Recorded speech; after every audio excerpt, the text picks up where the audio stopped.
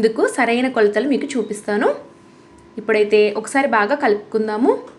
ఈ తలకాయ కూరలోకి టమాటా ముక్కలు అనేవి ఎక్కువ యాడ్ చేయకూడదండి. ఒక పెద్ద టమాటో అయితే సరిపోతుంది నేను చూపించిన క్వాంటిటీకి.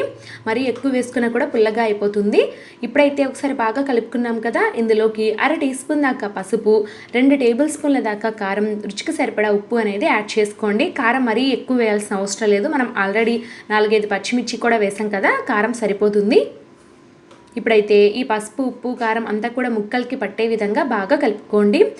లేదా మీకు ఇష్టమైతే మనం ముందుగానే ఈ మాంసం ముక్కల్ని కడిగి పెట్టుకుంటాం కదా, అప్పుడే పసుపు, ఉప్పు, కారం అనేది పట్టించి ఒక 10 నిమిషాల పాటు మ్యారినేట్ అయినా చేసుకొని ఇక్కడ డైరెక్ట్గా యాడ్ చేసుకోవచ్చు అండి. ఎలాగైనా పర్వాలేదు. ఇప్పుడైతే మూత పెట్టేసి ఒక 15 నిమిషాల పాటు కుక్ చేసుకోవాలి మీడియం ఫ్లేమ్లో. 15 నిమిషాల పాటు మీడియం ఫ్లేమ్లో కుక్ చేసుకున్న తర్వాత చూస్తే ఈ మాంసంలో నుండి వాటర్ అంతా కూడా బయటికి వచ్చేస్తుంది. ఇలాంటప్పుడు మనం తగినన్ని